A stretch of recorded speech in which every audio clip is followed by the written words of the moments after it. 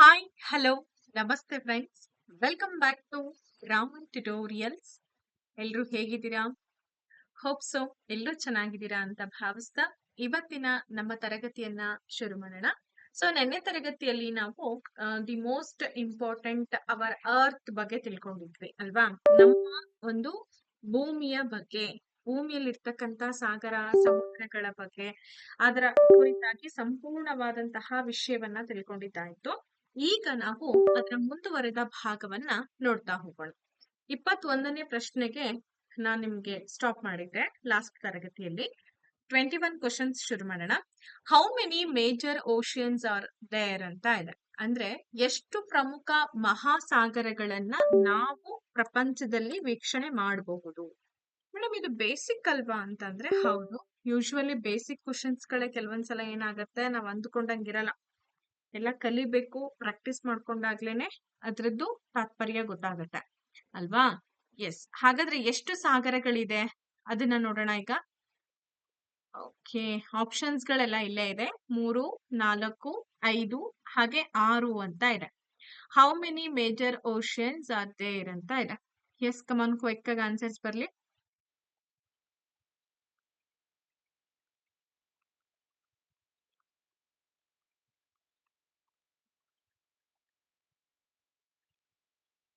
Okay, 5 ಮಹಾಸಾಗರಗಳಿದೆ ಅಂತ ಹೇಳ್ತೀರಾ. 7 ಭೂಖಂಡಗಳ ಬಗ್ಗೆ ನೋಡಿದ್ದಾಯ್ತು ನಾವೀಗ ಅಲ್ವಾ? 7 ಭೂಖಂಡಗಳನ್ನ ನೋಡಿದ್ದಾದ್ಮೇಲೆ ಇಲ್ಲಿ ಪ್ರಮುಖ ಸಾಗರಗಳು ಅಂತಂದಾಗ 5 ಮಹಾಸಾಗರಗಳಿದೆ. ಯಾವ್ಯಾವು 5 ಮಹಾಸಾಗರಗಳು ಅಂತ ನೋಡೋಣ. 5 ಅಥವಾ 4? 4. ಸುಮಾರು ಜನ 5 ಅಂತಾನು ಹೇಳಿದ್ರಿ. ನೋಡಿ, 5 ಅಂತಾನು ಹೇಳ್ತೀವಿ. ಆಕ್ಚುಲಿ 4 ಅಂತ ಹೇಳಿ ನಾವು ಕಲಿಸ್ತೀವಿ. ಯಾಕೆಂದ್ರೆ ದಕ್ಷಿಣ ಸಾಗರವನ್ನ 5ನೇ ಸಾಗರವನ್ನಾಗಿ ಕೂಡ ನಾವು ಸೇರ್ಪಡೆ ಮಾಡಿದೀವಿ. ಸಾಮಾನ್ಯವಾಗಿ ಪೆಸಿಫಿಕ್, ಅಟ್ಲಾಂಟಿಕ್, ಹಿಂದೂ ಮಹಾಸಾಗರ ಮತ್ತೆ ಆರ್ಟಿಕ್ ಅಂತ ಹೇಳಿ 4 ಸಾಗರಗಳನ್ನ ನಾವು ಕಲಿಸ್ತೀವಿ. ಕೆಲವೊಂದ್ಸಲ ದಕ್ಷಿಣ ಸಾಗರನು ಕೂಡ 5ನೇ ಸಾಗರವಾಗಿ ಸೇರ್ಪಡೆ ಮಾಡ್ತಾರೆ. ಹಾಗಾದ್ರೆ ನಾವು ಹೆಂಗೆ ಉತ್ತರ ಕೊಡ್ಬೇಕು ಮೇಡಮ್ ಅಂದ್ರೆ 5 ಮಹಾಸಾಗರಗಳು ಅಂತ ಹೇಳೋದು. ಮುಂದಿನ ಪ್ರಶ್ನೆಗೆ ಹೋಗೋಣ. Which is the largest and deepest ocean?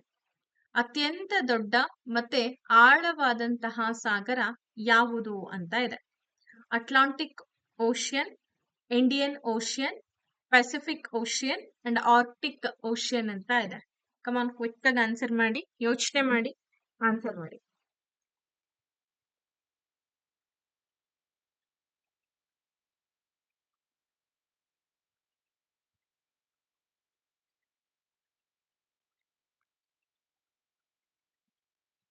Hmm. S.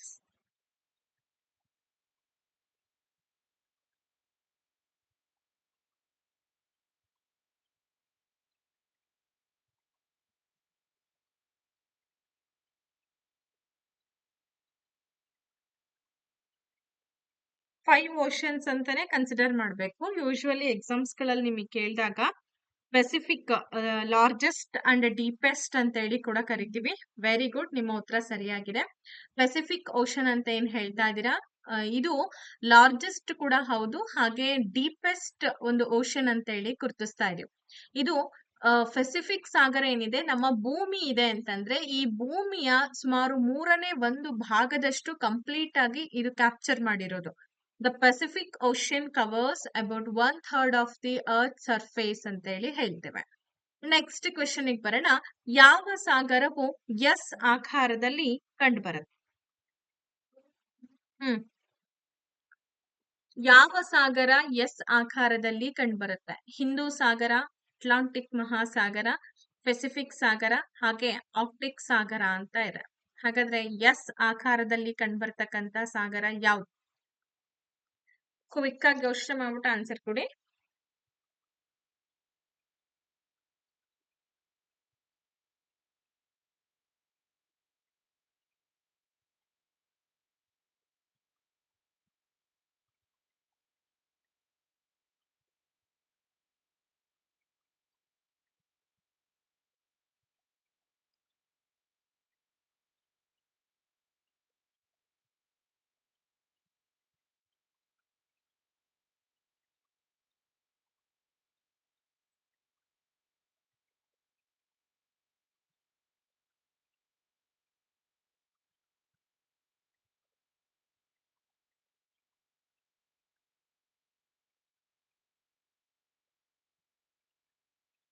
Okay. ಇದಕ್ಕೆ ನಿಮ್ಮೆಲ್ಲರ ಉತ್ತರ ಬಂದ್ಬಿಟ್ಟು ಏನು ಹೇಳ್ತಾ ಇದ್ದೀರಾ? ಎಸ್ ಆಕಾರದಲ್ಲಿ ಕಂಡ್ಬರ್ತಕ್ಕಂಥ ಸಾಗರ ಯಾವುದು ಅನ್ನೋ ಒಂದು ಪ್ರಶ್ನೆಗೆ ಅಟ್ಲಾಂಟಿಕ್ ಓಷನ್ ಅಂತ ಹೇಳಿದ್ರಿ. Very good. The Atlantic ocean is bounded by the Americas on one side and Europe or Africa on the other ಅಂತ ಹೇಳಿ ಹೇಳ್ತೀವಿ. Forming an S shape. Actually ಏನಾಗಿದೆ ಇಲ್ಲಿ, ಅಟ್ಲಾಂಟಿಕ್ ಸಾಗರ ಏನಿದೆ ಒಂದು ಬದಿಯಲ್ಲಿ ಅಮೆರಿಕ ಖಂಡಗಳಿಂದ ಹಾಗೆ ಮತ್ತೊಂದು ಬದಿಯಲ್ಲಿ ಈ ಯುರೋಪ್ ಮತ್ತೆ ಆಫ್ರಿಕಾ ಖಂಡಗಳಿಂದ ಸುತ್ತುವರೆದಿರೋದ್ರಿಂದ ಇದನ್ನ ಎಸ್ ಆಕಾರ ಅಂತ ಹೇಳಿ ಸೂಚಿಸ್ತಾ ಇದೀವಿ. ಅರ್ಥ ಆಯ್ತಾ? ಎಸ್ ಆಕಾರದಲ್ಲಿ ಕಂಡ್ಬರ್ತಕ್ಕಂತ ಮಹಾಸಾಗರ ಯಾವುದು ಅಂದ್ರೆ ಅಟ್ಲಾಂಟಿಕ್ ಓಷನ್. ಇದನ್ನ ನೆನ್ಪಿಟ್ಕೊಳ್ಳಿ. ನೆಕ್ಸ್ಟ್ ಮುಂದಿನ ಪ್ರಶ್ನೆ ಬಂದು 24th ಕ್ವೆಶ್ಚನ್ ಇದೆ. The deepest point on earth, the Mariana trench, it is in which ocean ಅಂತ ಇದೆ. ಅಂದ್ರೆ ಭೂಮಿಯ ಮೇಲಿನ ಅತ್ಯಂತ ಆಳವಾದ ತಗ್ಗು ಪ್ರದೇಶ ಯಾವುದು? ಮರಿಯಾನಾ ಕಂದಕ ಅಂತೇಳಿ ಕರಿತೀವಿ. ಈ ಮರಿಯಾನಾ ಕಂದಕ ಯಾವ ಮಹಾಸಾಗರದಲ್ಲಿ ಕಂಡು ಬರುತ್ತೆ? ಎಷ್ಟೋ ಸಲ ಇದನ್ನ ಮೋಸ್ಟ್ ರಿಪೀಟೆಡ್ ಕ್ವಶನ್ ಅಂತಾನೆ ಹೇಳ್ಬೋದು. ಹಾಗಾಗಿ please focus on this question. ಅರ್ಥ ಆಯ್ತಾ? ಪೆಸಿಫಿಕ್ ಓಷನ್, ಅಟ್ಲಾಂಟಿಕ್ ಓಷನ್, ಹಾಗೆ ಇಂಡಿಯನ್ ಓಷನ್ ಮತ್ತೆ ಆರ್ಟಿಕ್ ಓಷನ್ ಅಂತ ಇದೆ. ಮರಿಯಾನಾ ಕಂದಕ ಯಾವ ಸಾಗರದಲ್ಲಿ ಕಂಡುಬರುತ್ತೆ? ದ ಡಿಪೆಸ್ಟ್ ಪಾಯಿಂಟ್ ಆನ್ ಅರ್ತ್ ಅಂತೇಳಿ ಹೇಳ್ತೀವಿ.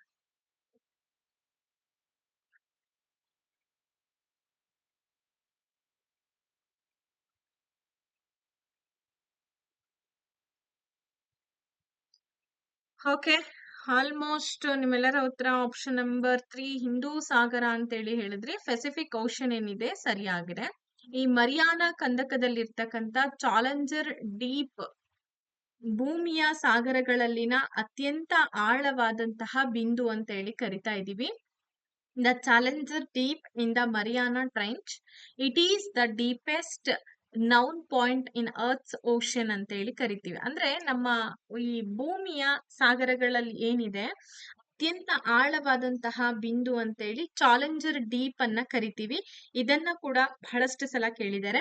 ಈ ಚಾಲೆಂಜರ್ ಡೀಪ್ ಎಲ್ಲಿ ಕಂಡು ಬರುತ್ತೆ? ಮರಿಯಾನಾ ಕಂದಕದಲ್ಲಿ ಕಂಡು ಬರುತ್ತೆ. ಅಂಡ್ ಆಲ್ಸೋ ಇದು ಯಾವ ಮಹಾಸಾಗರದಲ್ಲಿ ಕಂಡು ಬರುತ್ತೆ ಅಂದ್ರೆ ಪೆಸಿಫಿಕ್ ಓಷಿಯನ್ ಅಲ್ಲಿ. ಅರ್ಥ ಆಯ್ತಾ? ಡೀಪೆಸ್ಟ್ ಅಂಡ್ ಲಾರ್ಜೆಸ್ಟ್ ಓಷನ್ ಆದಂತಹ ಪೆಸಿಫಿಕ್ ಓಷನ್ ಅಲ್ಲಿ ಇದು ಕಂಡು ಬರುತ್ತೆ. ಇನ್ನ 25th ಕ್ವಶನ್ ಗೆ ಮೂವ್ ಆಗಿದ್ದೀವಿ. Which ocean is named after a country ಅಂತ ಇದೆ. ಯಾವ ಸಾಗರಕ್ಕೆ ದೇಶದ ಹೆಸರನ್ನ ಇಡ್ಲಾಗಿದೆ? The most important and very easiest question ಅಂತಾನೆ ಇದನ್ನ ನಾವು ಕನ್ಸಿಡರ್ ಮಾಡ್ಬೋದು. ಬಿಕಾಸ್ ಸ್ಪೆಸಿಫಿಕ್ ಓಷನ್ ಇದೆ, ಇಂಡಿಯನ್ ಓಷಿಯನ್, ಅಟ್ಲಾಂಟಿಕ್ ಓಷಿಯನ್, ಹಾಗೆ ಸೌತರನ್ ಓಷನ್ ಅಂತ ಇದೆ. ನಮ್ಮ ದೇಶದ ಹೆಸರನ್ನ ಇಟ್ಟಿರ್ತಕ್ಕಂತಹ ಒಂದು ಸಾಗರ ಯಾವುದು?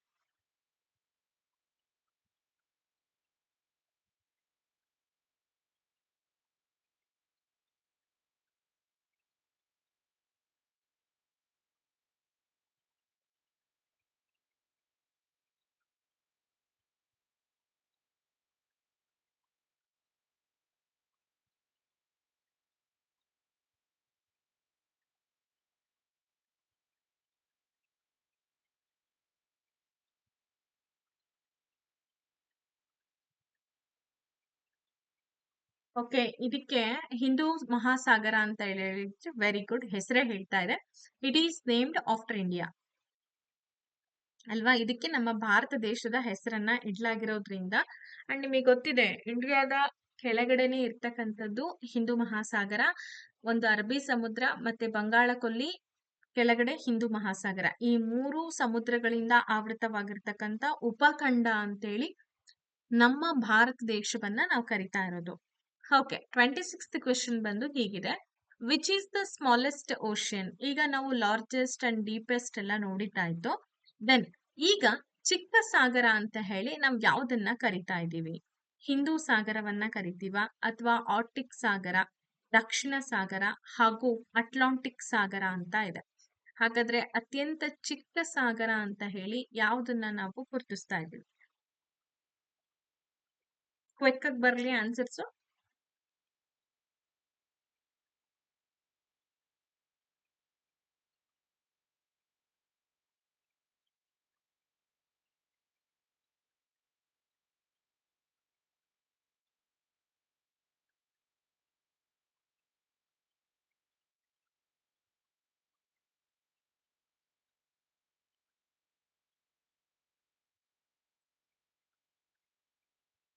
ಎಸ್.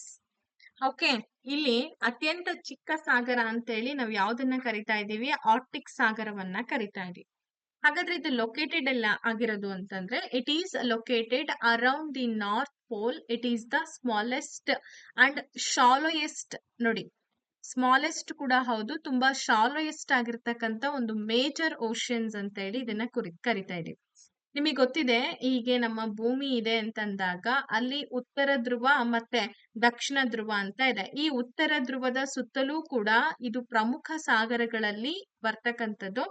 ಅತ್ಯಂತ ಚಿಕ್ಕದಾಗಿದೆ ಮತ್ತೆ ಕಡಿಮೆ ಆಳವನ್ನ ಹೊಂದಿರ್ತಕ್ಕಂಥ ಒಂದು ಸಾಗರ ಅಂತ ಹೇಳಿ ನಾವ್ ಇದನ್ನ ಗುರುತಿಸ್ತಾ ಇದೀವಿ. ಓಕೆ, 27th ಕ್ವೆಶನ್ಗೆ ಹೋಗೋಣ. The ring of fire is associated with which ocean ಅಂತ ಇದೆ. ರಿಂಗ್ ಆಫ್ ಫೈರ್ ಅಂತ ಹೇಳಿ ಯಾವ ಸಾಗರಕ್ಕೆ ಸಂಬಂಧಪಟ್ಟಿದೆ? ಅಗ್ನಿ ಕವಚ ಅಂತ ಹೇಳಿ ಅದನ್ನ ಕರಿತಾ ಇರೋದು.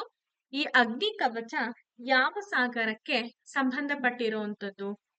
ಅಟ್ಲಾಂಟಿಕ್ ಓಷಿಯನ್, ಪೆಸಿಫಿಕ್ ಓಷಿಯನ್, ಹಾಗೆ ಹಿಂದೂ ಸಾಗರ ಮತ್ತೆ ಆರ್ಟಿಕ್ ಸಾಗರ ಅಂತ ಇದೆ. ಕಮಾನ್, ಕ್ವಿಕ್ ಆಗಿ ಯೋಚನೆ ಮಾಡ್ಬಿಟ್ಟು ಆನ್ಸರ್ ಕೊಡಿ.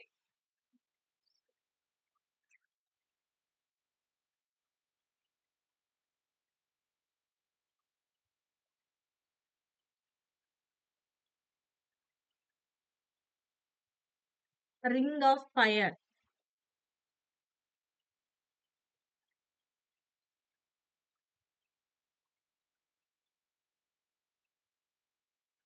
ಓಕೆ, ಇದಕ್ಕೆ ಆರ್ಟಿಕ್ ಸಾಗರ ಅಂತ ಹೇಳಿದ್ರೆ ಪೆಸಿಫಿಕ್ ಓಷನ್ ಏನಿದೆ ಸರಿಯಾಗಿದೆ. It is a reason around the rim of the Pacific ocean prone to earthquakes and volcanic eruptions ಅಂತ ಹೇಳಿ ಕರಿತೀವಿ. ಇದೇನಾಗಿದೆ, ಪೆಸಿಫಿಕ್ ಸಾಗರದ ಅಂಚಿನ ಸುತ್ತಲಿನ ಪ್ರದೇಶ ಇದು. ಅರ್ಥ ಆಯ್ತಾ? ಸೊ ಇಲ್ಲಿ ಜಾಸ್ತಿ ಏನಾಗುತ್ತೆ, ಭೂಕಂಪಗಳಾಗಿರ್ಬೋದು, ಜ್ವಾಲಾಮುಖಿಗಳಾಗಿರ್ಬೋದು, ಹೆಚ್ಚಾಗಿ ಸ್ಫೋಟಕಗಳು ಇಲ್ಲಿ ಆಗ್ತಾ ಇರುತ್ತೆ.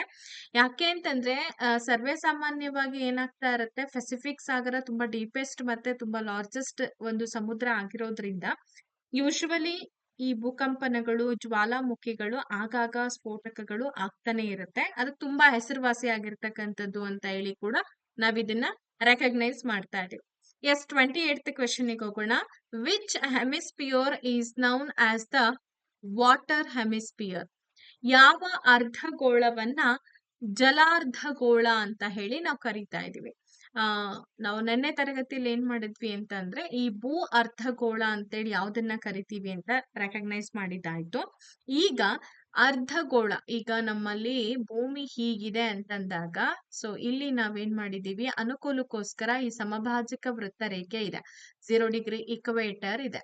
ಸೊ ಈ 0 ಡಿಗ್ರಿ ಇಕ್ವೇಟರ್ ನಲ್ಲಿ ಏನಾಗಿದೆ ಅಂತಂದ್ರೆ ಇದನ್ನ ನಾರ್ತ್ ಅಂತ ಕನ್ಸಿಡರ್ ಮಾಡಿದ್ರೆ ಇದನ್ನ ಸೌತ್ ಅಂತ ಹೇಳಿ ಕನ್ಸಿಡರ್ ಮಾಡ್ತೀವಿ. ನಾರ್ತ್ ಏನಾಗಿದೆ, ಕಂಪ್ಲೀಟ್ ಆಗಿ ಭೂ ಅರ್ಧಗೋಳದಿಂದ ಆವೃತವಾಗಿರುವಂತದ್ದು. ಇನ್ನ ಉಳಿದಿರುವಂತದ್ದು ಯಾವುದು?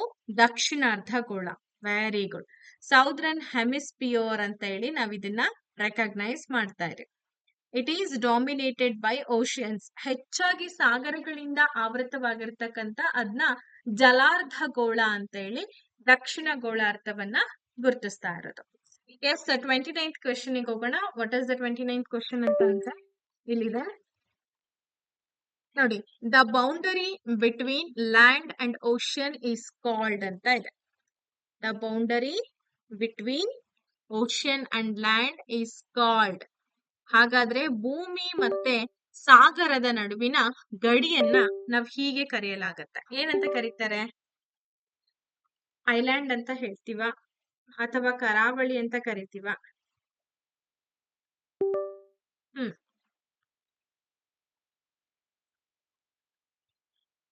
ಕೋಸ್ಟ್ ಲೈನ್ ಅಂತ ಹೇಳ್ತೀವ ಅಥವಾ ಹಾರಿಝಾನ್ಸ್ ಅಂತ ಹೇಳಿ ಕರಿತೀವ? ಏನಂತ ಕರಿತೀವಿ ನಾವ್ ಇದನ್ನ? ಡೆಲ್ಟಾ ಅಂತ ಹೇಳಿ ಕರೀತಾರ? ಕಮಾನ್, ಕ್ವಿಕ್ ಆಗಿ ಬರ್ಲಿ ಆನ್ಸರ್ಸ್.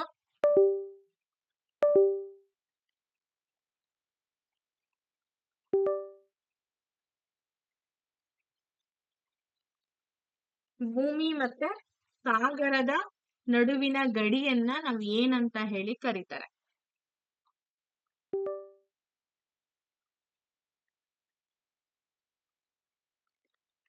ಓಕೆ, ಇದಕ್ಕೆ ಡೆಲ್ಟಾಸ್ ಅಂತ ಹೇಳ್ತಾರ ಇಲ್ಲ ಕೋಸ್ಟ್ ಲೈನ್ ಅಂತ ಹೇಳ್ತಾರ? ಅಂದ್ರೆ ಕರಾವಳಿ ಪ್ರದೇಶಗಳು ಅಂತ ಅರ್ಥ. ಏನಿದು ಕರಾವಳಿ ಪ್ರದೇಶ ಅಂತಂದ್ರೆ ಯೂಶುವಲಿ ನಿಮಗೆ ಗೊತ್ತಿದೆ ಅಲ್ಲೇನಾಗುತ್ತೆ ಅಂತಂದ್ರೆ ಈ ಸಾಗರ, ಇಲ್ಲಿ ಸಾಗರ ಇದೆ ಅಂತ ಅನ್ಕೊಳ್ಳಿ, ಇಲ್ಲಿ ಭೂಮಿ ಇದೆ, ಈ ಸಾಗರ ಮತ್ತೆ ಭೂಮಿಯ ನಡುವಿನ ಗಡಿ ಇದು. ಅಂದ್ರೆ ಸಾಗರಕ್ಕೂ ಕೂಡ ಗಡಿಯಾಗಿರ್ಬೇಕು ಮತ್ತೆ ಭೂಮಿಗೂ ಕೂಡ ಗಡಿಯಾಗಿರ್ಬೇಕು. ಇಂತ ಒಂದು ಏರಿಯಾಗಳನ್ನ ನಾವು ಕೋಸ್ಟ್ ಲೈನ್ಸ್ ಅಂತ ಹೇಳಿ ಕರಿತೀವಿ. The coastline refers to the area where land meets the sea or ocean ಅಂತ ಇದೆ. ಕರಾವಳಿಯು ಭೂಮಿ ಮತ್ತೆ ಸಮುದ್ರ ಅಥವಾ ಸಾಗರ ಸಂಧಿಸ್ತಕ್ಕಂತ ಪ್ರದೇಶವನ್ನ ಸೂಚಿಸ್ತಾ ಹೋಗುತ್ತೆ. ಅದನ್ನೇ ನಾವು ಕೋಸ್ಟ್ ಲೈನ್ ಅಂತ ಹೇಳಿ ಕರೆಯೋದು. ಮುಂದಿನ ಪ್ರಶ್ನೆಗೆ ಹೋಗೋಣ. 30 ಕ್ವೆಶನ್ ಹೀಗಿದೆ. ಅಟ್ಲಾಂಟಿಕ್ ಮತ್ತೆ ಪೆಸಿಫಿಕ್ ಸಾಗರಗಳನ್ನ ಯಾವ ಕಾಲುವೆ ಸಂಪರ್ಕ ಮಾಡುತ್ತೆ? Which canal connects the Atlantic and Pacific oceans ಅಂತ ಇದೆ. ಸುಯೆಜ್ ಕಾಲುವೆ, ಪನಾಮಾ ಕಾಲುವೆ, ಈರಿ ಕಾಲುವೆ, ಹಾಗೆ ಇಂದಿರಾ ಗಾಂಧಿ ಕಾಲುವೆ ಅಂತ ಇದೆ. ಯೋಚನೆ ಮಾಡಿ ಆನ್ಸರ್ ಕೊಡಿ.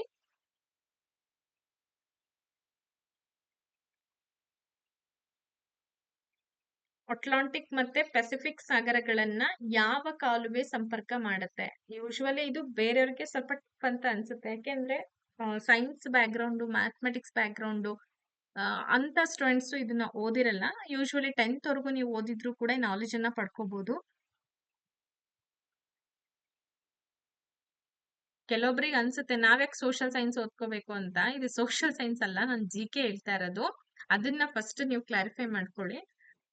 GK ಆಗಿರೋದ್ರಿಂದ ಯು ಮಸ್ಟ್ ಸ್ಟಡಿ, ನೀವು ಅದನ್ನ ಸ್ಟಡಿ ಮಾಡ್ಲೇಬೇಕು ಅಟ್ ಎನಿ ಕಂಡೀಷನ್. ನಾವು ಮಾಡಲ್ಲ ಅಂತ ಹೇಳಕ್ಕೆ ಬರದೇ ಇಲ್ಲ. ಇದಕ್ಕೆ ಸೂಯೆಜ್ ಕಾಲುವೆ ಅಂತ ಹೇಳಿದ್ರೆ ಯೂಶುವಲಿ ಪನಾಮಾ ಕಾಲುವೆ ಸರಿಯಾದಂತ ಉತ್ತರ. ಈ ಪನಾಮಾ ಕೆನಲ್ ಏನಿದೆ cuts across the isthmus of Panama in Central America ಅಂತ ಇದೆ. ಈ ಪನಾಮಾ ಕಾಲುವೆ ಏನಿದೆ ಮಧ್ಯ ಅಮೆರಿಕಾದ ಪನಾಮಾ ಭೂಸಂಧಿಯ ಮೂಲಕ ಹಾದು ಹೋಗ್ತಕ್ಕಂತ ಒಂದು ಕಾಲುವೆ, ಅದನ್ನೇ ಪನಾಮಾ ಕಾಲುವೆ ಅಂತ ಹೇಳಿ ಕರಿತಾ ಇದೆ. ಮುಂದಿನ ಒಂದು ಪ್ರಶ್ನೆಗೆ ಹೋಗೋಣ. The imaginary lines running from east to west on the globe are called ಅಂತ ಇದೆ. ಭೂಗೋಳದ ಮೇಲೆ ಪೂರ್ವದಿಂದ ಪಶ್ಚಿಮಕ್ಕೆ ಎಳೆಯಲಾದಂತಹ ಕಾಲ್ಪನಿಕ ರೇಖೆಗಳನ್ನ ಹೀಗೆ ಕರೆಯಲಾಗತ್ತ.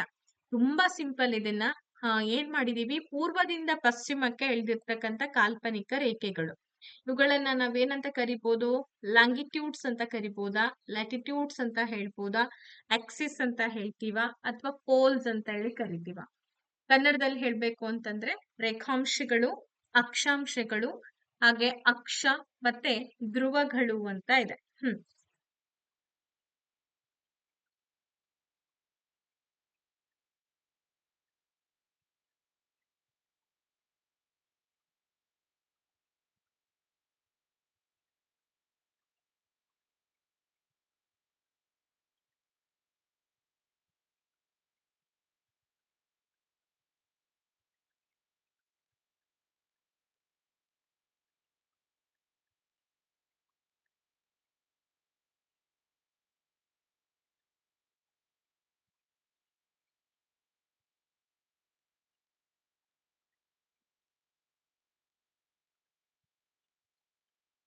ಓಕೆ, ಇದಕ್ಕೆ ಅಕ್ಷಾಂಶಗಳು ಅಂತ ಕೆಲವೊಬ್ರು ಹೇಳಿದ್ರೆ ಸರಿಯಾಗಿದೆ, ಕೆಲವೊಬ್ರು ಯಾಕೆ ಎಲ್ಲರೂ ಹೇಳಿದೀರಾ ಲ್ಯಾಟಿಟ್ಯೂಡ್ಸ್ ಅಂತ ಹೇಳಿ.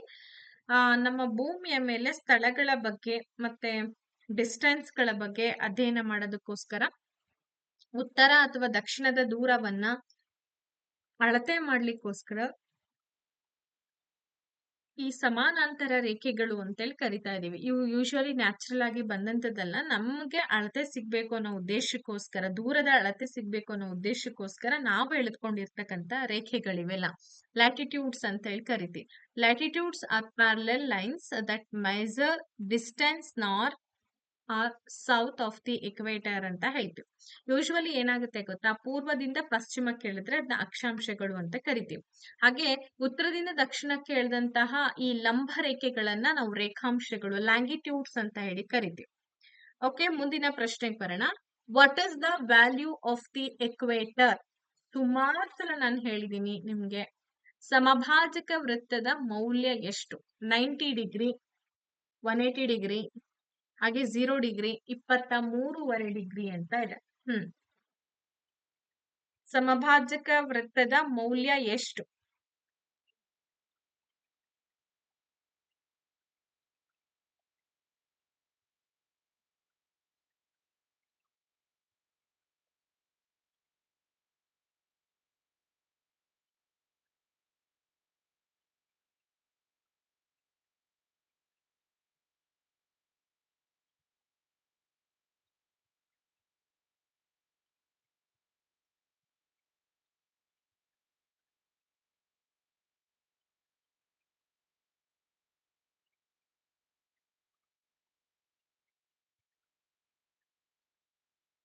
Okay, what is the right answer ಅಂತಂದ್ರೆ ಎಸ್, 0 ಡಿಗ್ರಿ ಅಂತ ಹೇಳಿ ಕರಿತಾ ಇದೀವಿ. ಯೂಶುವಲಿ 0 ಡಿಗ್ರಿ ಎಕ್ವೇಟರ್, ಸಮಭಾಜಕ ವೃತ್ತ ರೇಖೆ ಅಂತ ಹೇಳಿ ನಾವು ಹೇಳ್ತೀವಲ್ವಾ. ಈ ಸಮಭಾಜಕ ವೃತ್ತ ಏನಿದೆ 0 ಡಿಗ್ರಿ ಅಕ್ಷಾಂಶ ರೇಖೆ, ಇದು ರೇಖಾಂಶ ಅಲ್ಲ. ಭೂಮಿಯನ್ನ ಉತ್ತರ ಮತ್ತೆ ದಕ್ಷಿಣ ಗೋಳಾರ್ಧ ಅಂತೇಳಿ ಇದನ್ನ ಡಿವೈಡ್ ಮಾಡಿರುವಂತಹ ಒಂದು ರೇಖೆ ಇಕ್ವೇಟರ್ ಅಂತ ಹೇಳಿ ಕರಿತಾ ಇದೀವಿ. ಸರಿ, ಮುಂದಿನ ಪ್ರಶ್ನೆಗೆ ಹೋಗೋಣ. ಸೊ ಮುಂದಿನ ಪ್ರಶ್ನೆ ಬಂದು ಏನಿದೆ, ಕರ್ಕಾಟಕ ಸಂಕ್ರಾಂತಿ ವೃತ್ತ ರೇಖೆ ಇಲ್ಲಿ ಕಂಡು ಬರುತ್ತೆ. ಇದನ್ನ ಟ್ರಾಪಿಕ್ ಆಫ್ ಕ್ಯಾನ್ಸರ್ ಅಂತ ಹೇಳಿ ಕರಿತಾ ಇದೀವಿ. ಇದು 23.5 ಡಿಗ್ರಿ ದಕ್ಷಿಣಕ್ಕೆ ಬರುತ್ತೋ ಅಥವಾ 23.5 ಡಿಗ್ರಿ ಆ ಉತ್ತರಕ್ಕೆ ಬರುತ್ತೋ, ಅಥವಾ 66.5 ಡಿಗ್ರಿ ಉತ್ತರ, ಹಾಗೆ 90 ಡಿಗ್ರಿ ಉತ್ತರ ಅಂತ ಇದೆ. ಇದನ್ನ ಹೆಂಗ್ ಕನ್ಸಿಡರ್ ಮಾಡೋದು ಅನ್ನೋದನ್ನ ನಾನು ಸುಮಾರು ಸಲ ಹೇಳಿದೀನಿ ನಿಮಗೆ. ಸೊ ಹಿಂಗೆ, ಸಾರಿ ಇದು ಪೆನ್ ವರ್ಕ್ ಆಗ್ತಿಲ್ಲ ಯಾಕೋ ಇವತ್ತು, ಗೊತ್ತಿಲ್ಲ. ಇದನ್ನ 0 ಡಿಗ್ರಿ ಸಮಭಾಜಕ ವೃತ್ತ ರೇಖೆ ಅಂತ ಕರೆದ್ರೆ, ಈಗ ನಮ್ಗೆ ಈ ಕರ್ಕಾಟಕ ಟ್ರೋಪಿಕ್ ಆಫ್ ಕ್ಯಾನ್ಸರ್ ಇಲ್ಲಿ ಬರುತ್ತಾ ಅಥವಾ ಇಲ್ಲಿ ಬರುತ್ತಾ ಅದನ್ನ ನೀವು ಕ್ಲಾರಿಫೈ ಮಾಡ್ಬೇಕು. ಎಸ್,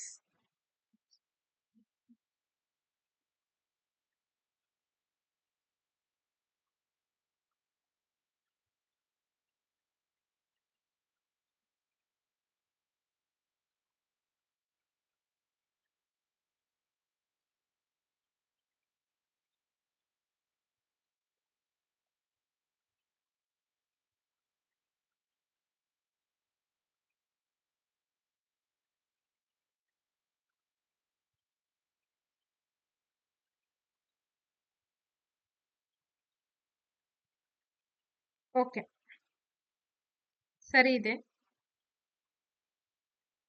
ಆಲ್ಮೋಸ್ಟ್ ಎಲ್ಲರೂ ಹೇಳ್ತಾ ಇರೋ ಹಾಗೆ 23.5 ಡಿಗ್ರಿ ಅಂತ ಹೇಳಿದ್ರೆ 23.5 ಡಿಗ್ರಿ ಉತ್ತರಕ್ಕೆ ಕಂಡು ಬರುತ್ತೆ. ಇದು ಉತ್ತರ ಅಂತಂದ್ರೆ ಇದು ಇಲ್ಲಿ ಕಂಡು ಬರೋದು ಕರ್ಕಾಟಕ ಸಂಕ್ರಾಂತಿ ವೃತ್ತ. ಕೆಳಗಡೆ ಕಂಡು ಬರೋದೇನಿದೆ ಇದನ್ನ ಮಕರ ಸಂಕ್ರಾಂತಿ ವೃತ್ತ ರೇಖೆ ಅಂತ ಹೇಳಿ ಕರಿತೀವಿ. ಇದು 23.5 ಡಿಗ್ರಿ ಉತ್ತರಕ್ಕೆ ಬರ್ತಕ್ಕಂಥದ್ದಾಗಿರೋದ್ರಿಂದ ಆಪ್ಷನ್ ನಂಬರ್ ಬಿ ಸರಿಯಾಗಿದೆ. ಅದೇ 23.5 ಡಿಗ್ರಿ ದಕ್ಷಿಣಕ್ಕೆ ಬಂತು ಅಂದ್ರೆ ಅದನ್ನ ಮಕರ ಸಂಕ್ರಾಂತಿ ವೃತ್ತ ರೇಖೆ ಅಂತ ಕರಿತೀವಿ. ಅರ್ಥ ಆಯ್ತಾ? ಎರಡನ್ನೂ ಕೂಡ ಕ್ಲಾರಿಫೈ ಮಾಡಿ ಹೇಳ್ತಾ ಇದೀನಿ.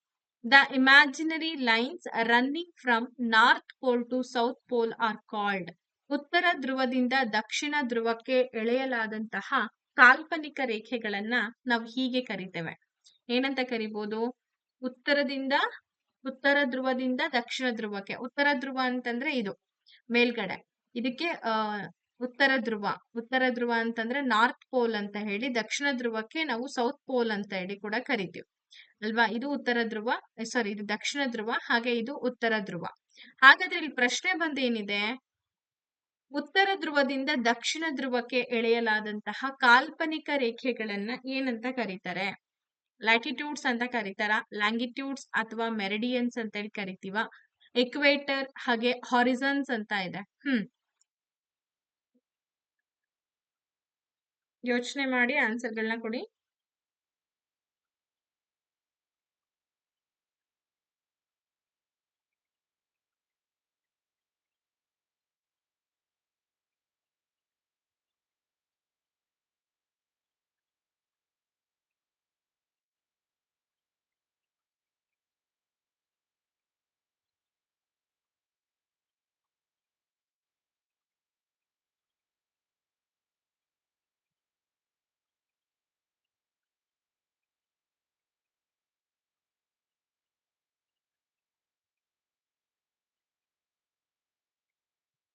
ಓಕೆ, ಇದಕ್ಕೆ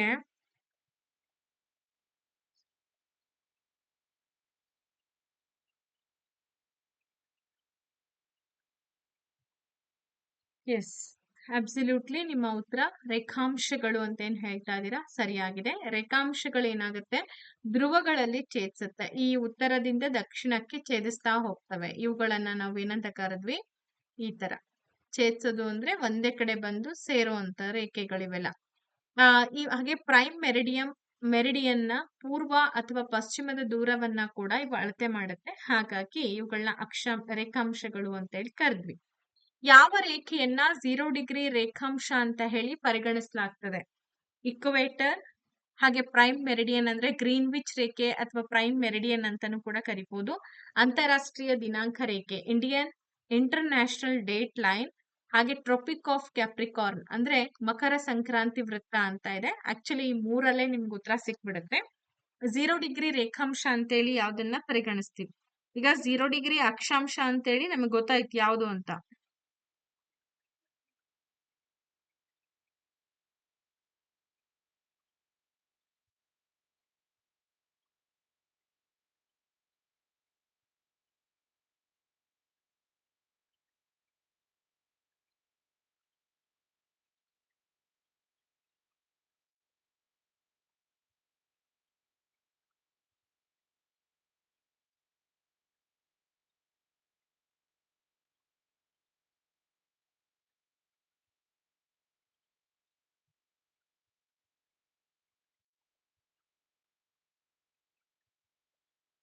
ಓಕೆ, ಇದಕ್ಕೆ ಸರಿಯಾದ ಉತ್ತರ ಬಂದ್ಬಿಟ್ಟು ಆಪ್ಷನ್ ನಂಬರ್ ಬಿ ಅಂತ ಹೇಳಿ ಹೇಳಿದ್ರಿ, ಪ್ರೈಮ್ ಮೆರಿಡಿಯನ್ ಅಥವಾ ಗ್ರೀನ್ವಿಚ್ ರೇಖೆ ಅಂತ. ವೆರಿ ಗುಡ್, ಸರಿಯಾಗಿದೆ. ಈ ಗ್ರೀನ್ವಿಚ್ ರೇಖೆ ಏನಿದೆ ಇದನ್ನ ನಾವು ಇಂಟರ್ನ್ಯಾಷನಲ್ ಒಂದು ಮೆರಿಡಿಯನ್ ಅಂತಾನು ಕೂಡ ಕರಿತೀವಿ. It passes through Greenwich London. ನೋಡಿ, ಇದು ಏನಾಗಿದೆ, ಲಂಡನ್ ನ ಗ್ರೀನ್ವಿಚ್ ಮೂಲಕ ಹಾದು ಹೋಗಿರ್ತಕ್ಕಂತ ಒಂದು ರೇಖೆ ಅಂತ ಹೇಳಿ ಕರಿತಾ ಇದೀವಿ. ಓಕೆ, ನೆಕ್ಸ್ಟ್ ಕ್ವಶನ್ ಬಂದು ಹೀಗಿದೆ. The international date line is approximately along ಅಂತ ಇದೆ. ಅಂತಾರಾಷ್ಟ್ರೀಯ ದಿನಾಂಕ ರೇಖೆಯು ಸರಿಸುಮಾರು ಇದರಲ್ಲಿ ಕಂಡು ಬರುತ್ತೆ. 0 ಡಿಗ್ರಿ ರೇಖಾಂಶದಲ್ಲಿ ಕಂಡು ಬರುತ್ತೆ, 180 ಡಿಗ್ರಿ ರೇಖಾಂಶ, ಹಾಗೆ 90 ಡಿಗ್ರಿ ರೇಖಾಂಶ, ಮತ್ತೆ 45 ಡಿಗ್ರಿ ರೇಖಾಂಶ ಅಂತ ಹೇಳಿ ಇದೆ. ಎಸ್, ಹಾಗಾದ್ರೆ ಯಾವ್ದಾಗುತ್ತೆ ಇಲ್ಲಿ ಉತ್ತರ?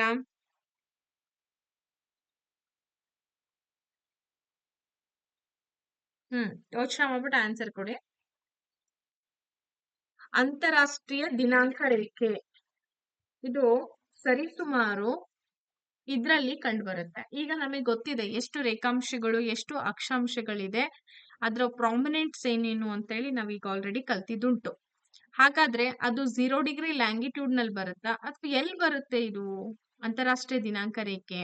ಇಂಟರ್ನ್ಯಾಷನಲ್ ಡೇಟ್ ಲೈನ್ ಅಂತ ಹೇಳಿ ಕರಿತೀವಿ. ವೆರಿ ಗುಡ್, 180 ಡಿಗ್ರಿ ಲ್ಯಾಂಗಿಟ್ಯೂಡ್ ನಲ್ಲಿ ಬರುತ್ತೆ. Crossing this line changes the date by 1 day. ಈ ರೇಖೆಯನ್ನ ದಾಟೋದ್ರಿಂದ ದಿನಾಂಕ ಏನಾಗ್ತಾ ಹೋಗುತ್ತೆ, ಒಂದು ದಿನ ಬದಲಾವಣೆ ಆಗ್ತಾ ಹೋಗುತ್ತೆ. ಎಸ್, ಹಾಗಾದ್ರೆ ಒಟ್ಟು ಎಷ್ಟು ಅಕ್ಷಾಂಶಗಳಿದೆ? How many latitudes are there in total? Total ಆಗಿ ನಾವು ಕೌಂಟ್ ಡೌನ್ ಮಾಡೋದಾದ್ರೆ ಅಕ್ಷಾಂಶಗಳನ್ನ ಎಷ್ಟು ನೋಡ್ಬೋದು? 360 ಅಕ್ಷಾಂಶಗಳಿದೆನಾ, 90 ಅಕ್ಷಾಂಶಗಳಿದೆನಾ, ಅಥವಾ 181 ಅಥವಾ 180 ರೇಖೆಗಳನ್ನ ನೋಡ್ಬೋದಾ, ಅಥವಾ 100? ಯೂಶುವಲಿ ನಿಮಗೆ ಗೊತ್ತಾಗುತ್ತೆ, ಸಿಂಪಲ್ ಆಗಿದೆ. ಅಂಡ್ ಆನ್ಸರ್ ಕೂಡ ನಿಮ್ಗೊಂಥರ ಗೆಸ್ ಮಾಡ್ದಂಗೆ ಇದೆ ಅಲ್ವಾ? ಓಕೆ, 181 ಅಥವಾ 180 ಲೈನ್ಸ್ ಗಳಿರುವಂತದ್ದು. ನೋಡಿ, 90 ನಾರ್ತ್ಗಿದೆ, 90 ಸೌತ್ಗಿದೆ, ಪ್ಲಸ್ ಒಂದು ಎಕ್ವೇಟರ್.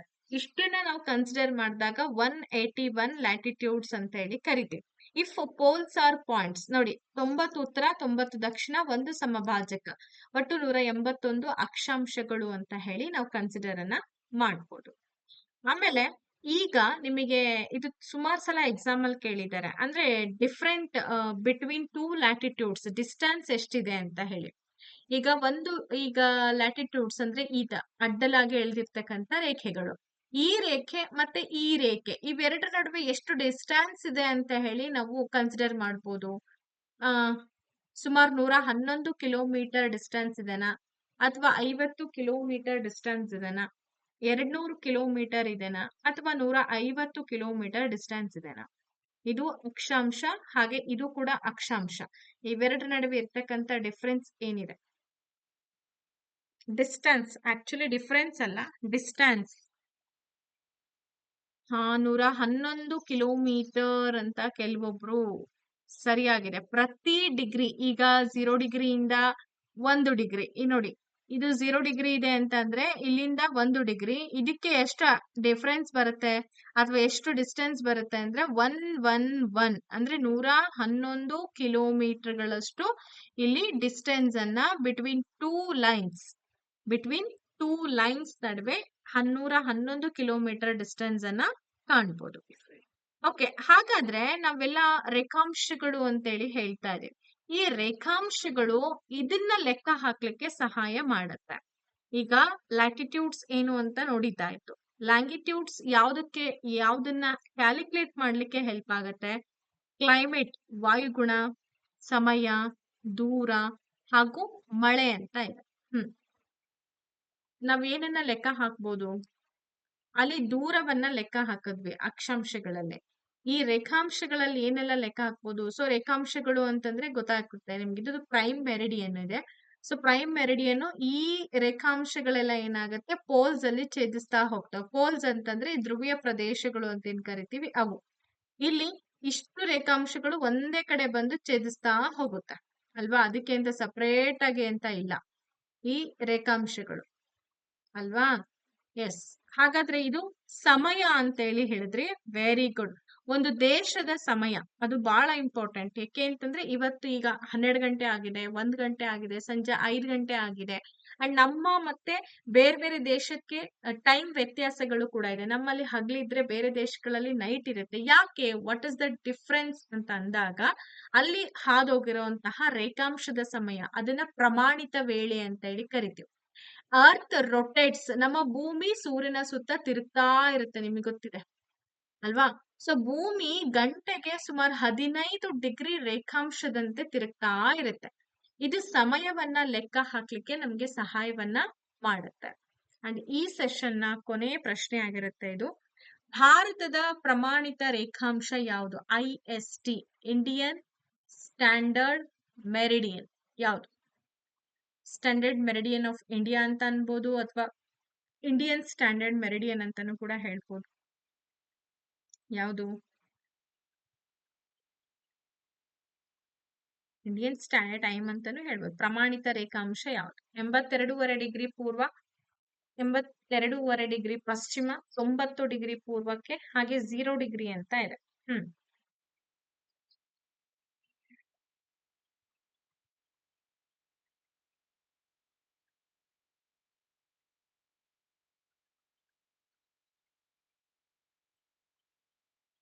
ಎಸ್, ಇಲ್ಲಿ 82.5 ಡಿಗ್ರಿ ಪಶ್ಚಿಮಕ್ಕೆ ಅಂತ ಕೆಲವೊಬ್ರು ಅಂದ್ರೆ ಪೂರ್ವಕ್ಕೆ. Actually this longitude passing near Allahabad determines Indian standard time. ನಾವೇನು ಪ್ರಯಾಗ್ ಅಂತ ಹೇಳಿ ಕರಿತೀವಿ, ಪ್ರಯಾಗ್ರಾಜ್ ಅಂತ ಏನ್ ಕರಿತೀವಿ, ಈ ಅಲಹಾಬಾದ್ ಬಳಿ ಏನಾಗುತ್ತೆ, ಈ ರೇಖಾಂಶ ಹಾದು ಹೋಗುತ್ತೆ. ಇದ್ರಿಂದ ನಾವೇನ್ ಮಾಡ್ತೀವಿ, ನಮ್ಮ ಇಂಡಿಯನ್ ಸ್ಟ್ಯಾಂಡರ್ಡ್ ಟೈಮ್ ಅನ್ನ ನಮ್ಮ ಒಂದು ದೇಶದ ಒಂದು ಸ್ಟ್ಯಾಂಡರ್ಡ್ ಟೈಮ್ ಅದರಿಂದ ನಾವು ಕನ್ಸಿಡರ್ ಮಾಡ್ತಾ ಹೋಗ್ತೀವಿ. ಬೇರೆ ದೇಶದಲ್ಲಿ ಏನಿದೆ ಅದೆಲ್ಲ ಲೆಕ್ಕಕ್ಕೆ ಬರಲ್ಲ ನಮ್ಗೆ. ಆ ಅಲಹಾಬಾದ್ ಮೇಲೆ ಹಾದು ಹೋಗಿರ್ತಕ್ಕಂಥ ರೇಖಾಂಶ ಏನಿದೆ ಅದು ನಮ್ಗೆ ಮೆಚುರೇಷನ್ ಆಗುವಂಥದ್ದು. ಸೊ ಹಾಗಾಗಿ ಆ ಸಮಯವನ್ನ ಇಡೀ ದೇಶ ಫಾಲೋ ಮಾಡುತ್ತೆ. ಅಲ್ಲಲ್ಲೇ ಒಂದು 5 ಮಿನಿಟ್ಸ್, ಒಂದು 2-3 ಮಿನಿಟ್ಸ್ ವೇರಿಯೇಷನ್ಸ್ ಇದ್ರೂ ಕೂಡ, ಬಟ್ ಸ್ಟ್ಯಾಂಡರ್ಡ್ ಟೈಮ್ ಅಂತ ಹೇಳಿ ನಾವು ಅದನ್ನೇ ರೆಕಗ್ನೈಸ್ ಮಾಡೋದು. ಓಕೆ, ಇದಿಷ್ಟಾಗಿತ್ತು ಇವತ್ತಿನ ಈ ತರಗತಿ. ಹೋಪ್ ಸೊ ನಿಮ್ಗೆಲ್ರಿಗೂ ಒಂದಷ್ಟು ಮಾಹಿತಿಗಳನ್ನ ತಿಳಿಸ್ಕೊಡೋ ಪ್ರಯತ್ನ ಈ ತರಗತಿಯಲ್ಲಿ ಆಗಿದೆ. ಅಂಡ್ ನೆಗ್ಲೆಕ್ಟ್ ಮಾಡಿದವರಿಗಂತೂ ಯಾರು ಏನು ಆಗಲ್ಲ. ಆದಷ್ಟು ಎಲ್ರು ಆಸಕ್ತಿಯಿಂದ ನೋಡಿದಾಗ್ಲೇ ಎಕ್ಸಾಮ್ಸ್ ಅಲ್ಲಿ ಎಲ್ಲಾ ಸಿಲ್ಲಿ ಕ್ವಶನ್ಸ್ ಇಂಪಾರ್ಟೆಂಟ್ ಅಂತಾನೆ ಅನ್ಸೋದು. ಸ್ಕೋರಿಂಗ್ ಮಾತ್ರ ನಿಮ್ಮನ್ನ ಕಾಪಾಡೋದು ಅಂತ ಹೇಳ್ತಾ ಇವತ್ತಿನ ಈ ಕ್ಲಾಸ್ ಅನ್ನ ಇಲ್ಲಿ ಕಂಪ್ಲೀಟ್ ಮಾಡೋಣ. ಧನ್ಯವಾದಗಳು. Take care and bye bye.